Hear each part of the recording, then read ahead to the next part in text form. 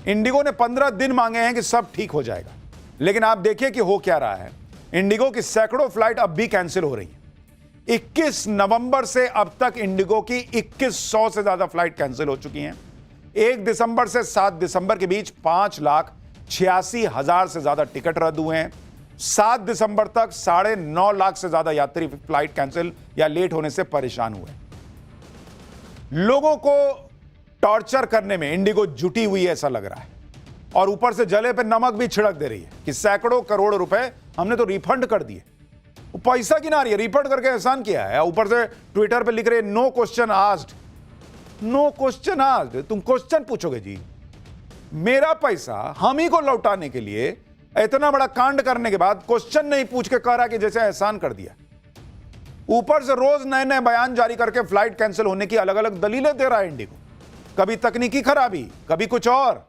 लेकिन अब इंडिगो की मनमानी ज्यादा चलने वाली नहीं है, बहुत तगड़ा एक्शन होने वाला है, क्योंकि सरकार के नोटिस का जिस तरीके से इंडिगो जवाब दे रही है वो किसी भी हालत में बर्दाश्त के लायक है नहीं।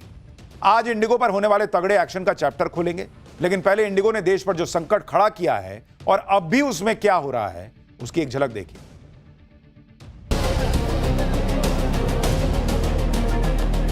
3 दिन से बिना खाए पिए सोए बूढ़ा बच्चा लोग बेंगलुरु में अटका था।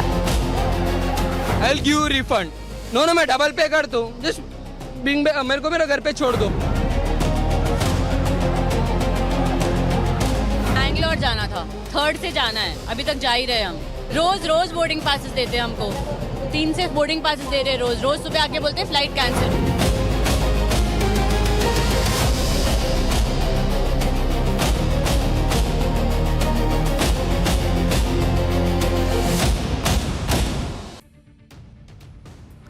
इंडिगो ने जो संकट खड़ा किया है उसे कई दिन हो गए, और अब तक तो लोग कह रहे हैं सब ठीक हो जाना चाहिए था, लेकिन ऐसा हुआ नहीं है। एयरपोर्ट पर लोगों की भारी भीड़ और अफरा तफरी के हालात अब भी दिख रहे हैं। वेटिंग एरिया पैसेंजर्स और उनके लगेज से भरा हुआ, आप देखिए, ऐसा लगेगा कि आप रेलवे स्टेशन देख रहे हैं। ऐसी तस्वीरें आपने एयरपोर्ट पर शायद ही देखी होगी। लोग फ्लाइट का स्टेटस जानने के लिए इधर उधर भटकने को अब भी मजबूर हैं। आज भी इंडिगो की करीब 1800 फ्लाइट्स को उड़ान भरना था, लेकिन करीब 500 फ्लाइट कैंसिल हो गई। फ्लाइट कैंसिल होने की वजह से परेशान हो रहे हैं लोग, और जब सरकार ने और सख्ती दिखाई तो इंडिगो ने आज फिर एक नया बयान जारी किया। अब इंडिगो क्या कर रहा है सुनिए जरा। कह रहा है कि ग्राउंड से लेकर टेक्निकल टीम तक सभी डिपार्टमेंट यात्रियों की असुविधा कम करने के लिए लगातार काम कर रहे हैं। ये तुम काम कर रहे हो, लगातार काम करने के बाद ये तुम्हारा हाल है। 21 नवंबर से 7 दिसंबर के बीच टिकट कैंसिल होने के बदले 827 करोड़ का रिफंड जारी किया गया। इंडिगो बता रहा कि 827 करोड़ का तुम रिफंड दिए हो। पहले बताओ 21 नवंबर से 7 दिसंबर तक ये जो 827 करोड़ जेब में भर के उस पर तुम मुनाफा कमाए बैंक से, पैसा मिला होगा ना जी। 827 करोड़ तुम्हारे बैंक में था तो बांटो, जिनका पैसा था उनको बांटो वो पैसा। अब कह रहा है कि 15 दिसंबर तक कैंसिल हुए टिकट का रिफंड प्रोसेस में। लगेज संकट पर इंडिगो का कहना है कि कुल 9000 बैग में से आधे यानी 4500 बैग यात्रियों तक पहुंचाए जा चुके हैं। 9000 में से आधा पहुंचा के अपनी पीठ खुद थपथपा रहा है। कह रहा है बाकी बैग अगले 36 घंटे में डिलीवर करने का टारगेट है। पहले तो तुम ये बताओ कि जब तुम्हारे बूते का नहीं था प्लेन उड़ाना तो तुम 9000 बैग अंदर लिए क्यों? किससे पूछ के लिए? इसीलिए ना कि बैग रहेगा तो यात्री भाग नहीं पाएगा, जा नहीं पाएगा, घर वापस नहीं जा पाएगा और इसका पैसा नहीं लौटाना पड़ेगा। और अब तुम नौटंकी कर रहे हो, दिखा रहे हो कि भाई हमने तो आधा बैग लौटा दिया। इंडिगो ने यह भी दावा किया है कि 1 दिसंबर से 7 दिसंबर के बीच फंसे यात्रियों के लिए अलग अलग होटल्स में 9500 कमरे बुक किए गए, जबकि 10,000 से ज्यादा कैब और बस मुहैया करवाए गए। किसको दिए भाई तुम? हर रोज 2 लाख ग्राहकों को अलग अलग कम्युनिकेशन चैनल्स के जरिए मदद की जा रही है। किसको मदद कर दे रहे हो? ये कौन लोग हैं जिनको मजा आ रहा है कि सुनिए ना पापा आज हम ना जा रहे हैं, इंडिगो के फ्लाइट उड़ेगा नहीं, हम जा रहे हैं एयरपोर्ट पे बैठेंगे 20 घंटा। लोगों को इसमें मजा आ रहा है क्या? घर पे फोन करके बता रहे हैं। वो जो लड़की चिल्ला रही है कि मेरा एग्जाम छूट जाएगा, वो मजा करने आई है वहां पे। कह रहे हैं कि हमने तो मदद कर दी, हमने होटल बुक कर दिया, हमने बस दे दिया, तो फिर माफी काहे मांग रहे हो? खुले बोल दो कि हमने सब कर दिया, पब्लिक की गलती है। सवाल यह है कि लोगों को टिकट का पैसा रिफंड कर देने से तुमने उनकी परेशानी दूर कर दी क्या? क्या ऐसा करके इंडिगो कोई एहसान कर रही है क्या? लेकिन प्रचार तो वैसे ही कर रही है कि नो क्वेश्चंस आस्क्ड। इंडिगो ने फ्लाइट कैंसिल होने पर पैसेंजर्स को रिफंड जारी करने का दावा करके सीना ठोक दिया, जिसने एयरपोर्ट पर परेशान यात्रियों को गुस्से को और भड़का दिया। किसी को भी गुस्सा आएगा। दावा कर रहे हैं यात्री कि उन्हें रिफंड नहीं, डेस्टिनेशन के लिए फ्लाइट चाहिए, जिसके लिए वो दोगुना किराया देने के लिए भी तैयार है। यही नहीं, यात्रियों ने इंडिगो की तरफ से परेशान यात्रियों के खाने पीने और ठहरने के इंतजाम करने के दावों पर भी सवाल उठाए। एक बुजुर्ग पैसेंजर ने तो फ्लाइट का इंतजार करते करते सारे पैसे खत्म होने की बात कह दी। ये इंडिगो वाले जो कहानी सुना रहे हैं कि हमने ये कर दिया, हमने वो कर दिया, होटल बुक कर दिया, हमने चांद तारा बुक कर दिया, सुनिए पब्लिक बता रही है कि क्या स्थिति है वहां पर।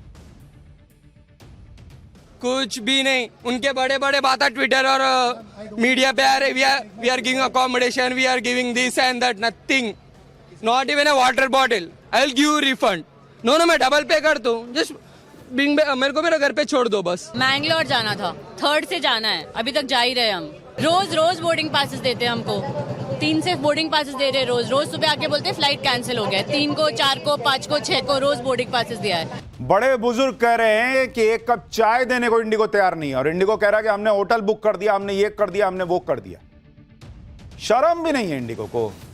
एकदम खत्म मामला है जी तुम लोग का। इंडिगो संकट की वजह से लोग किस तरह आज भी परेशान नजर आए, उसकी तस्वीरें आपको आगे दिखाऊंगा, लेकिन पहले यह समझना जरूरी है कि सरकार ने इतनी सख्ती दिखाई, उसके बाद मामला पटरी पर आया क्यों नहीं। इससे इंडिगो की इस मामले को लेकर सीरियसनेस पर सवाल उठता है, क्योंकि यह तो कोई सुधार लाने की जगह पर लटकाने वाला काम ही कर रहे हैं। आप देखिए कि जैसे ही डीजीसीए ने इंडिगो के सीईओ और अकाउंटेबल मैनेजर को कारण बताओ नोटिस का जवाब देने के लिए 24 घंटे की मोहलत दी, वैसे ही इंडिगो ने तारीख पर तारीख वाला गेम शुरू कर दिया। इंडिगो ने मौजूदा संकट का जवाब देने के लिए डीजीसीए से 15 दिन की मोहलत मांगी है, और इसके लिए सारे नियमों की खिल्ली उड़ाने वाले इंडिगो ने डीजीसीए के ही नियमों का हवाला दिया है। इंडिगो का कहना है कि इस तरह के कारण बताओ नोटिस का जवाब देने के लिए डीजीसीए के मैनुअल्स में 15 दिनों का प्रावधान है। यानी साफ है कि अब इंडिगो हालात सुधारने में नहीं, बल्कि बचने के रास्ते ढूंढने पर ज्यादा जोर देता दिख रहा है। तुम डीजीसीए का नियम बता रहे हो कि 15 दिन मिलना चाहिए जवाब देने के लिए, और जब तुमको ऑलमोस्ट 1.5 साल 2 साल दिया गया कि क्रू भर्ती करो, नहीं तो नया रोस्टर सिस्टम लागू होगा तो दिक्कत होगा, तब तुमको नहीं दिख रहा था कि तब नियम क्या कहता है, और अब तुमको जवाब देने के लिए नियम दिख रहा है। कैसे हालत सुधरेगी भाई, जब कोई सीरियसनेस ही नहीं है। आप देखिए कि सबसे बेसिक चीज होती है फ्लाइट के बारे में सही जानकारी। अब भी यात्रियों को इंडिगो फ्लाइट कैंसिल होने की जानकारी भी एयरपोर्ट पहुंचकर घंटों के इंतजार के बाद मिल पा रही है। हालात इतने बिगड़ चुके हैं कि एयरपोर्ट्स को एडवाइजरी जारी करनी पड़ रही है, और यात्रियों को फ्लाइट का स्टेटस पता करने के बाद ही एयरपोर्ट के लिए निकलने के लिए कहा जा रहा है।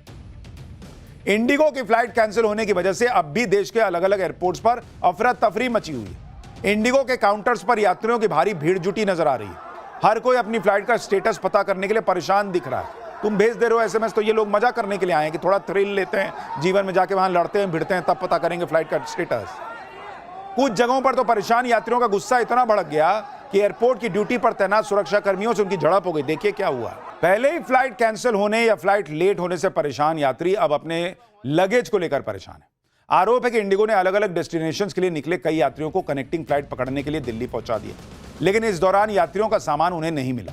ये तस्वीरें दिल्ली एयरपोर्ट की हैं, जहां पूरा का पूरा वेटिंग एरिया यात्रियों के लगेज से भरा नजर आ रहा है। दिल्ली एयरपोर्ट से हमारी सहयोगी की एक रिपोर्ट देखी। आप देखिए नज़ारा कि किस तरीके से कोई लगेज रूम नहीं है, ये एक नॉर्मल जगह है जहाँ पे आम पैसेंजर आता जाता आपको नज़र आता है। गेट हैं, यहाँ से एंट्री होती है, और यहाँ पर कितनी बड़ी संख्या में सामान रखा हुआ है, जो सामान अभी तक डिस्पैच नहीं हुआ है। ये फ़्लाइट्स पहले जा चुकी हैं, इसमें पैसेंजर जा चुके हैं, लेकिन उनका सामान अभी जस का तस रखा हुआ है। एक पूरा गोडाउन सा यहाँ पर बना हुआ दिख रहा है आपको, जो नज़र आ रहा है कि जो लोग पहुँच चुके हैं उनका सामान अभी तक यहाँ पर किस कदर पड़ा हुआ है। हालांकि सबकी मार्किंग है, सबके नंबर्स के अंदर मेंशन है, लेकिन उसके बावजूद लोगों तक सामान अभी तक नहीं पहुंच रहा है। क्या दिल्ली, क्या मुंबई, क्या अहमदाबाद और क्या लखनऊ, हर जगह एयरपोर्ट पर इंडिगो की फ्लाइट के लिए पहुंचे यात्री आज भी परेशान नजर आए। इंडिगो की लापरवाही की वजह से किसी का जरूरी एग्जाम छूट चुका है। कुछ पैसेंजर ऐसे भी हैं जो किसी तरह फ्लाइट से अपने डेस्टिनेशन तक तो पहुंच चुके हैं, लेकिन लगेज नहीं पहुंचने से अपने घर का ताला नहीं खोल पाए। भाई चाबिये नहीं है, कहां से खोलेंगे। दूसरा जरूरी सामान भी अब तक उनको नहीं मिल पाया है। सुनिए किस तरह इंडिगो पर परेशान लोग जो है अभी भी एकदम फायर मोड में। और ऊपर से भड़क रही जैसे कि तुम्हारे घर का कहता हूँ कि मैं क्या मेरा क्वेरी है। मैंने 3 दिन से बिना खाए पिए सोए बूढ़ा बच्चा लोग बेंगलुरु में अटका था, नाइट को लैंड हुआ और बिना बैग के लैंड हुआ। मेरा घर का चाबी उसमें है, मेरा पासपोर्ट उसमें है। क्या झक मार गया मैं? देखिए, लोग परेशान हैं। सरकार के तेवर सख्त होते तो नजर आए। आज राज्यसभा में खुद सिविल एविएशन मंत्री राममोहन नायडू ने पिछले एक हफ्ते में इंडिगो संकट की वजह से यात्रियों को हो रही परेशानी के लिए माफी मांगी। उन्होंने कहा कि सरकार खुद पूरे हालात को मॉनिटर कर रही है। सरकार ने साफ किया है कि इंडिगो संकट उसके क्रू रोस्टरिंग और इंटरनल प्लानिंग सिस्टम की कमियों की वजह से हुआ है, जिससे यात्रियों को परेशान होना पड़ा है। आगे सिविल एविएशन मंत्री ने साफ कर दिया कि इसे हल्के में नहीं लिया जाएगा। जांच के बाद ऐसा एक्शन लिया जाएगा जो दूसरी एयरलाइंस के लिए मिसाल बनेगा। एक बार सिविल एविएशन मंत्री को सुनिए। We tell you that we are not taking this situation easily. We are doing an inquiry and we will take very, very strict action, not only for this situation, but also as an example. We will set an example for all the airlines. If there is any miscompliance, any non-compliance or non-adherence for any single person, any entity or any organization or any operator functioning in this civil aviation, this thing, we will take very, very strict actions. उड्डयन मंत्री Rammohan Naidu TDP से आते हैं, चंद्रबाबू नायडू की party से। और कुछ लोगों को यह भी लगता है कि ये जो मिली जुली सरकार होती है ना, उसका एक साइड इफेक्ट है ये इंडिगो वाला संकट जो दिख रहा है। 10 साल से वहां पर बीजेपी की पूर्ण बहुमत वाली सरकार रही, बीजेपी का व्यक्ति मंत्री बैठा रहा। 10 साल में यह सब नहीं हुआ। जैसे ही एक अलायंस पार्टनर को दिया गया कि भाई आपके लिए ये इंडिगो, आपके लिए ये नागरिक उड्डयन मंत्रालय, कांड हो गया। लोग चर्चा कर रहे हैं। ऐसे ही पहले जब चलती थी मिली जुली सरकारें तो यह ऐसे ही कांड होते थे, तभी किंगफिशर वगैरह भी बंद हुआ था। इंडिगो ने जो अपनी फजीयत करवाई है उसका असर आप देखिए। 2 दिसंबर से 8 दिसंबर के बीच इंडिगो के शेयर की कीमत 888 रुपए से ज्यादा गिर चुकी है। इंडिगो के शेयर में यह गिरावट 15% से ज्यादा की है। आज ही इंडिगो के शेयर में 463 रुपए की गिरावट दर्ज हुई है। इस तरह से इंडिगो को पिछले एक हफ्ते में 36,000 करोड़ रुपए का नुकसान हो चुका है। लोगों को भी लग रहा है कि इंडिगो अब एक्शन से बच नहीं पाएगी। अब तक उसने जो भी हथकंडे आजमाए हैं, अब उसके पैंतरे बेकार चले जाएंगे और इसीलिए जो है वो अब 10 दिन 15 दिन मांग रहा है। देखते हैं, मंत्री जी कह रहे हैं कि ऐसी नजीर पेश करेंगे कि देखेंगी पब्लिक। देखते हैं क्या होता है। फिलहाल पाठशाला में अगली क्लास का वक्त हो गया है। 5 लाख की भीड़, सनातनी भोकाल और बागेश्वर बाबा का वो ऐलान। बंगाल में ममता बनर्जी की टेंशन बढ़ गई है क्या? हुमायूं की बाबरी, ओवैसी की एंट्री, बंगाल में ममता का मुस्लिम वोट भी खिसक जाने वाला है क्या? इधर मोदी शाह, उधर बागेश्वर बाबा का चैलेंज। बंगाल में कुछ बड़ा होगा क्या? अब इसका चैप्टर। बाबा बागेश्वर ने बंगाल में हड़कंप मचा दिया है। सनातन का ऐसा भोकाल बाबा बागेश्वर ने बंगाल में दिखा दिया कि ममता बनर्जी भी तनाव में आ गई हैं क्या, ये सवाल पूछे जा रहे हैं। बागेश्वर बाबा सनातन और हिंदू राष्ट्र का संकल्प लेकर आगे बढ़ रहे हैं और अब बंगाल में लाखों लोगों के सामने ऐसा काम किया है जिसने बंगाल में हलचल मचा दी है। इधर पीएम मोदी और अमित शाह की जोड़ी, उधर पीएम मोदी के छोटे भाई बागेश्वर बाबा ने ऐसा चैलेंज दिया कि ममता बनर्जी भी सोच में पड़ गई होंगी कि क्या ही होने वाला है इस बार बंगाल चुनाव। ममता बनर्जी के सामने बागेश्वर बाबा के अलावा हुमायूं कबीर और ओवैसी की भी चुनौती है, जो बंगाल में ममता बनर्जी का मुस्लिम वोट भी का जो खेल है वो भी खराब कर सकते हैं क्या? आप देखिए कैसे बंगाल की राजनीति में तूफान आया हुआ है। बागेश्वर बाबा ने बंगाल से ऐलान किया कि हिंदू अब जाग गया है। बागेश्वर बाबा ने 5 लाख लोगों के साथ गीता पाठ किया। उधर हुमायूं कबीर ने बाबरी मस्जिद की नींव रख दी। ममता के खिलाफ हुमायूं कबीर और ओवैसी एकजुट हो गए। बाबरी मस्जिद और सनातन के बीच ममता फंस गई है बॉस। यानी बंगाल में ममता बनर्जी की टेंशन बढ़ती जा रही है। एक तरफ बागेश्वर बाबा ने हिंदुओं को जगाने का काम शुरू कर दिया, दूसरी तरफ मुसलमानों को एकजुट करने में हुमायूं कबीर ओवैसी लग गए। कैसे ममता बनर्जी बंगाल में फंसती जा रही हैं और बागेश्वर बाबा ने कैसे बंगाल में सनातन का तूफान खड़ा कर दिया है, आज आपको सब दिखाऊंगा। लेकिन पहले एक झलक देखिए।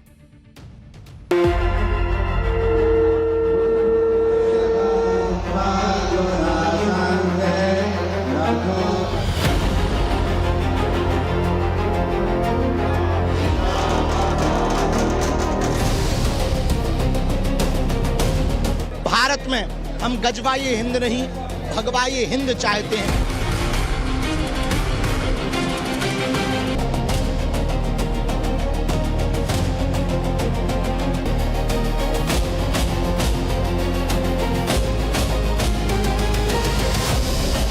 वजीर आजम मुल्क के कहा कि 500 साल के जख्म अब हमारे भरे जा रहे हैं।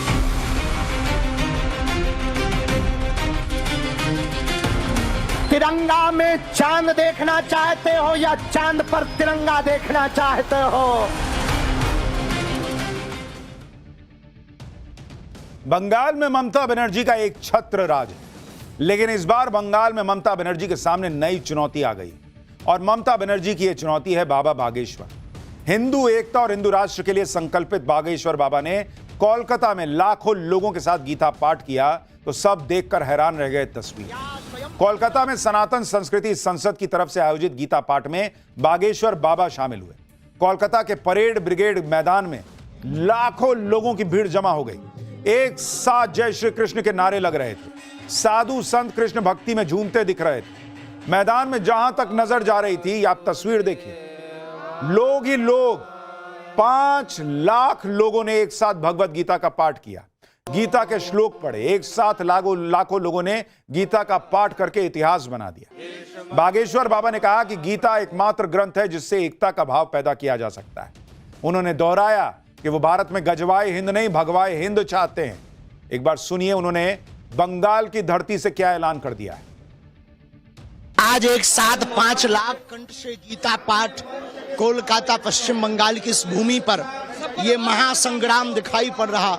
ये लोगों का उत्साह, आस्था का सैलाब, मानो कोलकाता में महाकुंभ लग गया हो।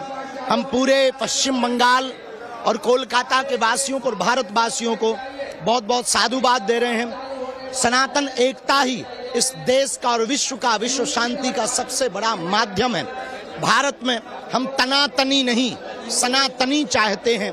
भारत में हम गजवाए हिंद नहीं, भगवाए हिंद चाहते हैं। गीता एकमात्र ऐसा ग्रंथ है जिसके माध्यम से पूरे विश्व में सामाजिक समरसता, एकता और एकत्व का भाव जागृत किया जा सकता है।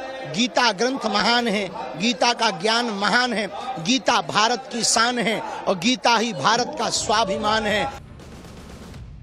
लाखों लोगों की भीड़ के सामने बागेश्वर बाबा ने बड़ा ऐलान कर दिया। बागेश्वर बाबा ने कहा कि अब लग रहा है कि बंगाल का हिंदू जाग गया है, सनातन का शंखनाद हो गया है बंगाल में, और अगर बंगाल के हिंदू एक हो जाएं तो भारत हिंदू राष्ट्र बन के रहेगा।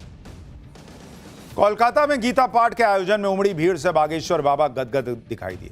इस कार्यक्रम में साध्वी ऋतंबरा, बंगाल के राज्यपाल और दूसरे साधु संत आए हुए, लेकिन पब्लिक बागेश्वर बाबा को सुनने के लिए बेताब थी और बागेश्वर बाबा ने भी खुलकर अपनी बात कही। उन्होंने कहा कि उनके पास एक उपाय है जिससे हिंदू राष्ट्र बन सकता है, लेकिन इसके लिए डर और भय को त्याग करना होगा। सुनिए उन्होंने क्या उपाय बताया। तिरंगा में चांद देखना चाहते हो या चांद पर तिरंगा देखना चाहते हो? हिंदुओं में फूट चाहते हो या एकता चाहते हो? कौन कौन हिंदू एकता चाहता है? कौन कौन भारत हिंदू राष्ट्र चाहता है? डरोगे तो नहीं, पीछे हटोगे तो नहीं, भाग तो ना जाओगे। एक उपाय है, पूछो क्या? अरे जोर से तो पूछो। जात पात की करो विदाई, हम सब हिंदू, हम सब हिंदू, हम सब हिंदू। जो राम का नहीं वो किसी, जो राम का नहीं वो किसी। पश्चिम बंगाल में इस बार ऐसा माहौल दिख रहा है जैसा शायद पहले न दिखा होगा, क्योंकि आप देखिए, एक तरफ ममता बनर्जी के पूर्व नेता हुमायूं कबीर ने मुर्शिदाबाद में बाबरी मस्जिद की नींव रख दी और इसके लिए 6 दिसंबर का दिन चुना। इसके ठीक अगले ही दिन कोलकाता में बागेश्वर बाबा ने सनातन का झंडा बुलंद कर दिया। बागेश्वर बाबा का एक बयान बड़ा वायरल भी हो रहा है, जिसमें वो कह रहे हैं कि वो भले ही ज्यादा न जिए, लेकिन जब तक जिएंगे सनातन विरोधियों के लिए काल की तरह रहेंगे। एक तरफ सनातन के हुंकार भरने वाले बागेश्वर बाबा, दूसरी तरफ बंगाल में बाबरी मस्जिद बनवाने का ऐलान करने वाले हुमायूं कबीर। इन दोनों की वजह से ममता बनर्जी की टेंशन बंगाल में बढ़ गई। बागेश्वर बाबा ने सनातन की अलख जगाई तो वहीं हुमायूं कबीर ने बाबरी मस्जिद का मुद्दा बना दिया है। 6 दिसंबर को हुमायूं कबीर ने मुर्शिदाबाद में बाबरी मस्जिद का शिलान्यास कर दिया। ममता बनर्जी को यह तस्वीरें परेशान कर रही होंगी, क्योंकि जिस हुमायूं कबीर को ममता ने पार्टी से निकाल दिया अब वही उनके लिए चुनौती बन रहा है। बंगाल में मुस्लिम वोट पर ममता बनर्जी का एकाधिकार रहा है, लेकिन हुमायूं कबीर ने बाबरी मस्जिद का शिलान्यास करके मुस्लिम सेंटिमेंट अपने पक्ष में करने की कोशिश की। आप ये तस्वीरें देखिए, हुमायूं कबीर के कार्यक्रम में किस तरह से हजारों मुसलमान पहुंचे। बाबरी मस्जिद के मुद्दे पर हुमायूं कबीर बंगाल के मुसलमानों को एकजुट कर रहे हैं। बाबरी मस्जिद के शिलान्यास के लिए लोग ईंटें उठाकर चले आ रहे थे, यानी हुमायूं कबीर ने भयंकर माहौल बना दिया और यह ममता बनर्जी की टेंशन बढ़ा सकता है, क्योंकि 2021 के चुनाव में टीएमसी को 75% मुसलमानों ने वोट दिया था। बंगाल के 42 मुस्लिम विधायकों में से 41 विधायक टीएमसी के हैं। जिन सीटों पर मुस्लिम कैंडिडेट उतारे उनमें 97% सीटों पर जीत मिली टीएमसी को। अब हुमायूं कबीर अपनी पार्टी बनाकर चुनाव लड़ने वाले हैं। हुमायूं कबीर का फोकस 90 सीटों पर है, जहां मुस्लिम निर्णायक भूमिका में। मुस्लिम वोटों का बंटवारा होने से ममता बनर्जी की मुश्किल बढ़ सकती है, यानी हुमायूं कबीर ने बंगाल में ममता बनर्जी के सामने ताल ठोक दी है। हुमायूं कबीर का पूरा फोकस बाबरी मस्जिद के नाम पर मुसलमानों को एकजुट कर लेने का है। एक बार हुमायूं कबीर को सुनिए, फिर आपको बताता हूं इनका प्लान क्या है और ओवैसी बंगाल में क्या गेम करने वाले हैं। बहुत खुश हो। मैं 1 साल पहले ऐलान किया ये मुर्शिदाबाद में बेलडंगा में एक नया बाबरी मस्जिद का नींव रखूंगी। तो आज 6 दिसंबर में 1:10 तक मेरा लाखों आदमी इकट्ठा होके मेरा जो लोग इतना लोग आया है। बंगाल में हिंदू एकजुट हुआ और मुस्लिम वोटों में तो फूट अगर पड़ गई तो ममता बनर्जी के लिए अपना किला बचाना बहुत बड़ी चुनौती बन जाएगा।